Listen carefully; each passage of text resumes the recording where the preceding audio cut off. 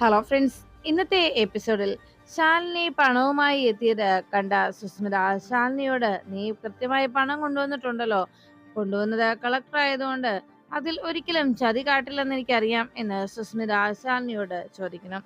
അപ്പോൾ ഇതിനിപ്പോ പ്രത്യേകിച്ച് എണ്ണേണ്ട കാര്യമില്ലല്ലോ അല്ലേ എന്ന് ചോദിച്ച് ആ ബോക്സും വാങ്ങി പോകാൻ തുടങ്ങുമ്പോൾ സുസ്മിതയെ തടഞ്ഞു നിർത്തുന്നു ശാലിനി. അങ്ങനെ അങ്ങ് പോകാൻ വരട്ടെ, നീ ആരാണെന്ന് എനിക്ക് അറിയണം എന്ന് പറഞ്ഞു സുസ്മിതയുടെ ആ പരതിയിൽ കടന്നു പിടിക്കുന്ന ശാലിനിയുടെ കൈ തട്ടിമാറ്റി സുസ്മിത പറഞ്ഞു, അതെ, ഞാൻ ആരാണെന്നത് നീ അറിയേണ്ടത് ആവശ്യമല്ല.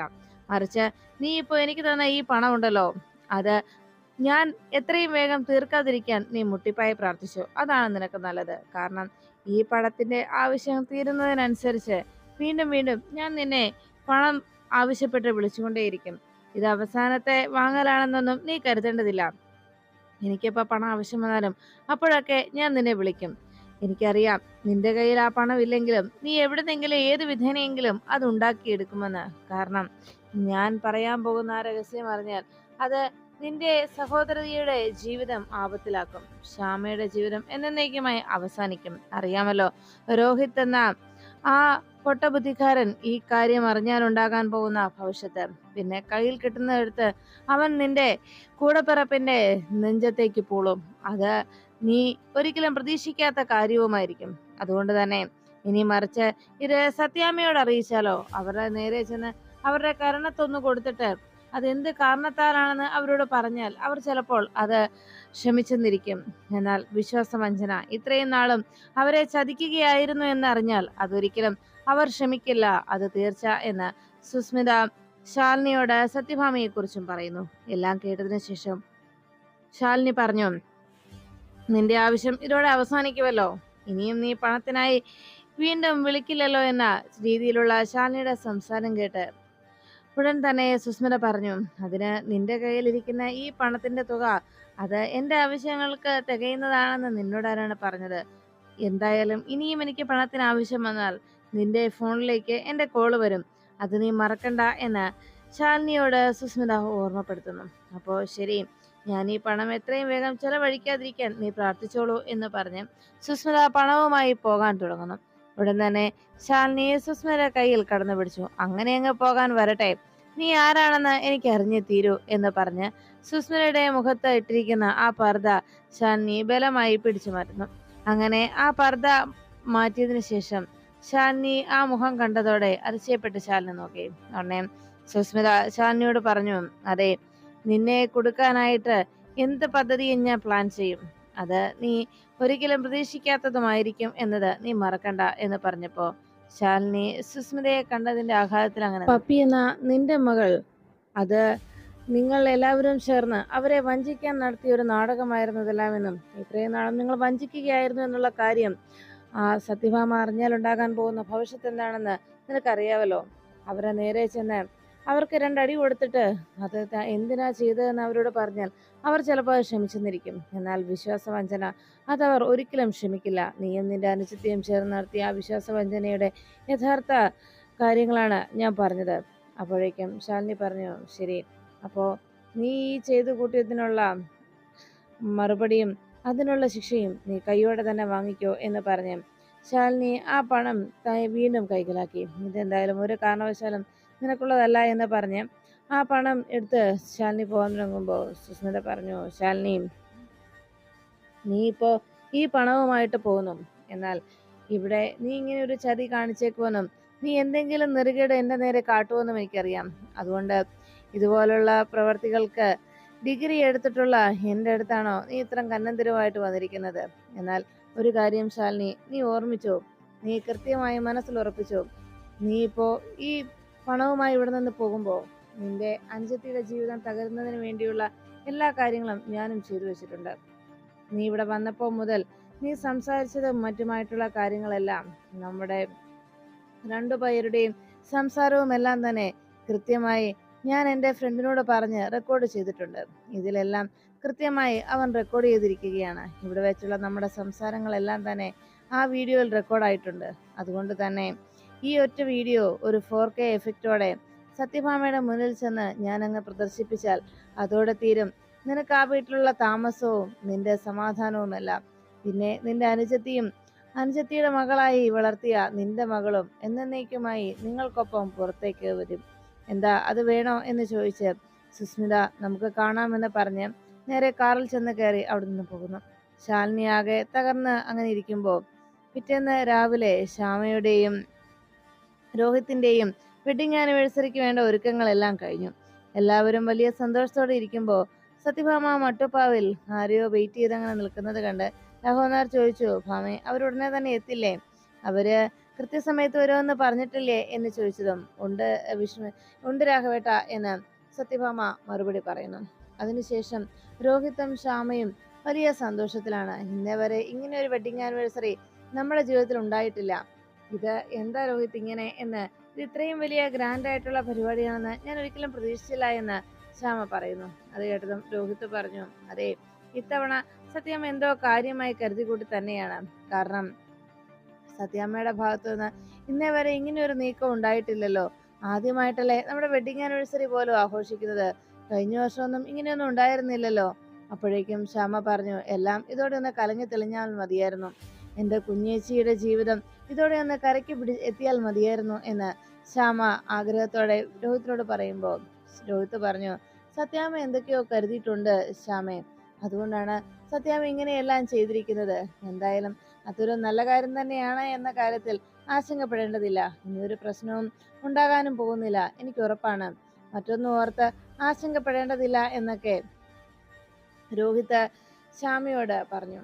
എല്ലാം കേട്ട് അങ്ങനെ ശ്യാമ നിൽക്കുമ്പോൾ പെട്ടെന്ന് അതുവഴി പൊന്നി ചേച്ചി പോകുന്നത് കാണുന്നു. ഉടനെ തന്നെ ശ്യാമ വിളിച്ചു, പൊന്നി ചേച്ചി, പപ്പി എവിടെ എന്ന് ചോദിച്ചതും പപ്പി മോള് ആ സംസാരിക്കുന്ന പാവയുമായിട്ട് ഇതിലെ നടപ്പുണ്ടായിരുന്നു എന്ന് പപ്പി പോകുന്നത് കണ്ടു എന്ന് പൊന്നി മറുപടി നൽകി. ഇത് കേട്ടതും വലിയ സന്തോഷത്തിൽ പൊന്നി നിൽക്കുമ്പോൾ ശ്യാമ ചോദിച്ചു, അല്ല, എന്തായി പൊന്നി ചേച്ചി ഒരുക്കങ്ങൾ എന്ന് ചോദിച്ചതും അതെ, സത്യാമതേ വാതുക്കെ കാത്തു നിൽക്കുക ശാലിനി മോള് വരാനായിട്ട്.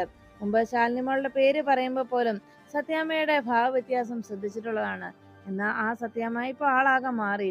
എന്തൊക്കെയാ ഇവിടെ സംഭവിക്കുന്നതെന്ന് പോലും അതിശയം തോന്നിപ്പോവാ. എന്തായാലും എല്ലാം ഒരു നല്ല രീതിയിൽ തന്നെ മുന്നോട്ട് പോകുന്നതിൽ സന്തോഷമുണ്ട്. ശാലിനി മോളെ സ്വീകരിക്കാനുള്ള എല്ലാ തയ്യാറെടുപ്പുമായിട്ടാണ് സത്യാമ്മ നിൽക്കുന്നത്. അത് പറഞ്ഞ പോലെ ഞാൻ എന്താലോചിച്ച ഇങ്ങോട്ട് വന്നത് അത് മറന്നുപോയല്ലോ എന്ന് പറഞ്ഞ് പൊന്നി അവിടെ നിന്ന് പോകുന്നു. പിന്നീട് സിറ്റൗട്ടിലേക്ക് പോകാൻ തുടങ്ങിയ രോഹിത്തിനോട് ശ്യാമ പറഞ്ഞു, അതെ, കാര്യം നമ്മുടെ വെഡിങ് ആനിവേഴ്സറി ആണെങ്കിൽ പോലും ഇന്നത്തെ ദിവസത്തെ പ്രധാനപ്പെട്ട ആള് എൻ്റെ ചേച്ചിയാ, എൻ്റെ കുഞ്ഞേച്ചിയാണ് ഇന്നത്തെ ദിവസത്തിന്റെ നായിക, മനസ്സിലായോ എന്ന് ചോദിച്ചതും ഓ ആയിക്കോട്ടെ എന്ന് രോഹിത്ത് ശ്യാമയോട് പറയുന്നു. അതിനുശേഷം രോഹിത്തും ശ്യാമയും കൂടി നേരെ സിറ്റൗട്ടിലേക്ക് എത്തി. അവിടെ സത്യാമ്മയും രാഘവൻ നായരും ഒപ്പം വിഷ്ണുവും ഒക്കെ വളരെ പ്രതീക്ഷയോടെ കാത്തു നിൽക്കുന്നു. ഉടനെ തന്നെ അവിടേക്ക് എത്തിയ ശ്യാമയോട് സത്യാമ്മ പറഞ്ഞു, അതെ, ശാലിനിയും മോളും ഉടനെ വരും, നിങ്ങളെല്ലാവരും റെഡിയായി നിൽക്കുകയാണല്ലോ അല്ലേ എന്ന് ചോദിച്ചപ്പോ അതെ സത്യാമ്മ എന്ന് ശ്യാമ മറുപടി നൽകി. പിന്നീട് കാണുന്നത് സത്യഭാമയുടെ വിമൻസ് ക്ലബിലുള്ള അംഗങ്ങളൊക്കെ അവിടേക്ക് ക്ഷണമനുസരിച്ച് എത്തുന്നു. അവരെല്ലാവരെയും അകത്തേക്ക് വിഷ്ണു ക്ഷണിച്ചിരുത്തുമ്പോൾ എല്ലാവരും ചടങ്ങൊക്കെ കഴിഞ്ഞോ എന്ന് ചോദിച്ച് ആശങ്കയോടെ അകത്തേക്ക് കയറി. ഒന്നും കഴിഞ്ഞിട്ടില്ല, എല്ലാവരും വാ എന്ന് പറഞ്ഞ് വളരെ സന്തോഷത്തോടെ സത്യഭാമ സ്വീകരിച്ചു.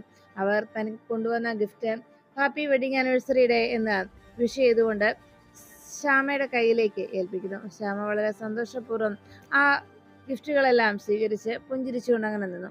അപ്പോഴാണ് സത്യാമ്മയുടെ അടുത്തേക്ക് വന്ന് അവർ ചോദിച്ചത്, അല്ല, ഇന്നത്തെ ഫംഗ്ഷന് പ്രധാന അതിഥി ആരാ? ഫംഗ്ഷൻ തുടങ്ങിയിട്ടൊന്നുമില്ലേ എന്നൊക്കെ അന്വേഷിച്ചു. അപ്പോഴേക്കും സത്യാമ്മ പറഞ്ഞു, ഞാനേ നമ്മുടെ ക്ലബിലുള്ള ആളുകളെ ആരെയും എല്ലാവരെയും ഒന്നും വിളിച്ചിട്ടില്ല എന്ന് പറഞ്ഞപ്പോൾ മാലതി അതിൽ പരാതി പറഞ്ഞു എന്ന് അതിലൊരാൾ അറിയിച്ചു. ഉടനെ തന്നെ സത്യാമ്മ പറഞ്ഞു, അതൊന്നും നിങ്ങൾ കാര്യമാക്കേണ്ടതില്ല, കാരണം ഞാൻ സ്ഥാനം ഒഴിയാൻ കാത്തിരിക്കുകയല്ലേ അവൾ എന്ന് ചോദിച്ച് സത്യാമ്മ എല്ലാവരോടും പറഞ്ഞു, അതെ, കുറച്ചുകൂടി കഴിയും നമ്മുടെ ഫംഗ്ഷൻ തുടങ്ങാൻ. ഇന്നത്തെ ഒരു പ്രധാന ഗസ്റ്റ് വരാനുണ്ട്, പ്രധാന അതിഥി എന്ന് പറഞ്ഞാൽ എൻ്റെ മൂത്ത മരുമകൾ ശാലിനി വിഷ്ണു. ജില്ലാ കളക്ടർ അല്ലേ, അതുകൊണ്ട് തന്നെ അതിൻ്റെതായ രീതിയിൽ വേണം സ്വീകരിക്കാൻ. അതുകൊണ്ട് ഞങ്ങളിവിടെ കാത്തു നിൽക്കുകയാണ്, ഉടനെ എത്തിച്ചേരും എന്നെല്ലാം വിഷ്ണുവിൻ്റെ കേൾക്കെ സത്യാമ്മ പറയുന്നത് കേട്ട് ഉടനെ തന്നെ വിഷ്ണുവിനാകെ അതിശയമായി. ദൈവമേ, ഇന്ന് വലിയ സന്തോഷത്തിലാണല്ലോ അമ്മ. ഈ സന്തോഷമൊക്കെ കാണുമ്പോൾ എനിക്ക് വല്ലാത്ത പേടിയാ തോന്നുന്നത്. ഈ സന്തോഷത്തിന്റെ എല്ലാം അവസാനം എന്ത് പൊട്ടിത്തെറിയാ സംഭവിക്കാൻ പോകുന്നതെന്ന് എനിക്കറിയില്ലല്ലോ ഈശ്വര എന്ന് വിഷ്ണു ആകെ ആശങ്കപ്പെട്ട് അങ്ങനെ നിൽക്കുമ്പോൾ രാഘവൻ നായർ വലിയ സന്തോഷത്തോടെ മനസ്സിൽ പറഞ്ഞു. ആദ്യമായിട്ടാണ് ശാലിനി അംഗീകരിച്ചുകൊണ്ട് ശ്യാമ മനസ്സിൽ തട്ടി ഒരു വാക്ക് പറയുന്നത്. ഇതെന്തായാലും അഭിനന്ദനം അർഹിക്കുന്നതാണ് എന്ന് രാഘവൻ നായർ മനസ്സിൽ അങ്ങനെ ചിന്തിച്ചു. അപ്പോഴാണ് ശ്യാമയോട് ശ്യാമയ്ക്ക് ഗിഫ്റ്റ് എല്ലാം നൽകിയിട്ട് നിൽക്കുന്ന ആ വിമൻസ് ക്ലബിലെ സുഹൃത്തുക്കളോട് സത്യാമ്മ പറഞ്ഞത്. എന്നാൽ നിങ്ങൾ അകത്തേക്ക് കയറിയിരിക്കെ. അവർ ശരി സത്യാമ്മ എന്ന് പറഞ്ഞ് അകത്തേക്ക് കയറുന്നു. അവിടെ വന്ന ആളുകളോടൊക്കെ അവർ ചോദിച്ചു, അല്ല എന്താ അമ്മായിയമ്മയും മരുമകളും വലിയ സന്തോഷത്തിലായോ? അവർ തമ്മിലുള്ള പിണക്കമൊക്കെ മാറിയോ? സത്യാമ്മ വലിയ സന്തോഷത്തിലാണല്ലോ, ശാലിനിയെ സ്വീകരിക്കാൻ കാത്തിരിക്കുകയാണല്ലോ എന്നൊക്കെ പറഞ്ഞു.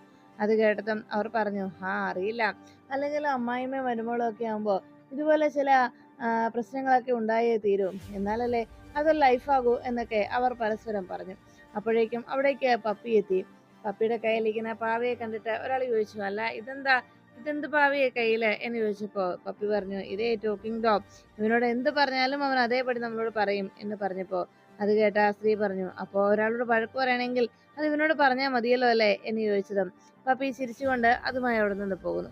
ഇത്രയും നേരമായിട്ടും ശാലിനിയെ കാണാത്തത് കൊണ്ട് വല്ലാത്ത ടെൻഷനോട് രാഘവനാർ ചോദിച്ചു, മോളെ ശ്യാമേ, നീ ഒന്ന് വിളിച്ചു നോക്കിക്കേ, ഇത്രയും നേരമായിട്ട് വരെ കാണുന്നില്ലല്ലോ എന്ന് ചോദിച്ചതും ശ്യാമ പറഞ്ഞു, അതച്ഛാ, കുഞ്ഞേച്ചി വന്നോളും, ഞാൻ കുഞ്ഞേച്ചി അങ്ങനെ ഇത്തരം കാര്യങ്ങൾ ഡിസ്റ്റർബ് ചെയ്യാറില്ല, കുഞ്ഞേച്ചി ഉടൻ തന്നെ ഇവിടേക്ക് എത്തും, അതിൽ കുഞ്ഞേച്ചി വരാമെന്ന് പറഞ്ഞാൽ വരാതിരിക്കില്ല എന്നെല്ലാം ശ്യാമയും അറിയിച്ചു. അപ്പോഴേക്കും കുഞ്ഞി അവിടേക്ക് എത്തിയത് കണ്ട് ശ്യാമ പറഞ്ഞു, ഞാൻ എന്തായാലും അവിടെ വന്നവർക്ക് ജ്യൂസ് കൊടുത്തിട്ട് വരാമെന്ന് പറഞ്ഞ് ശ്യാമ അകത്തേക്ക് പോയി. സത്യാമ്മയും ശ്യാമയോട് അവർക്ക് ജ്യൂസ് ഉണ്ടാക്കി കൊടുക്കാനായി അറിയിച്ചു. ശരിയെന്ന് പറഞ്ഞ് അകത്തേക്ക് കയറുന്ന ശ്യാമ അവിടെ നിന്ന് ആ പൊന്നിയെ നോക്കിയിട്ട് പറഞ്ഞു, പൊന്നു ചേച്ചി, എനിക്കിപ്പോഴും വിശ്വസിക്കാൻ കഴിയുന്നില്ല സത്യാമ്മയുടെ ഈ മാറ്റം, ഇത് എന്നെ അത്ഭുതപ്പെടുത്തുകയാണ് എന്ന് ശ്യാമ അറിയിച്ചു.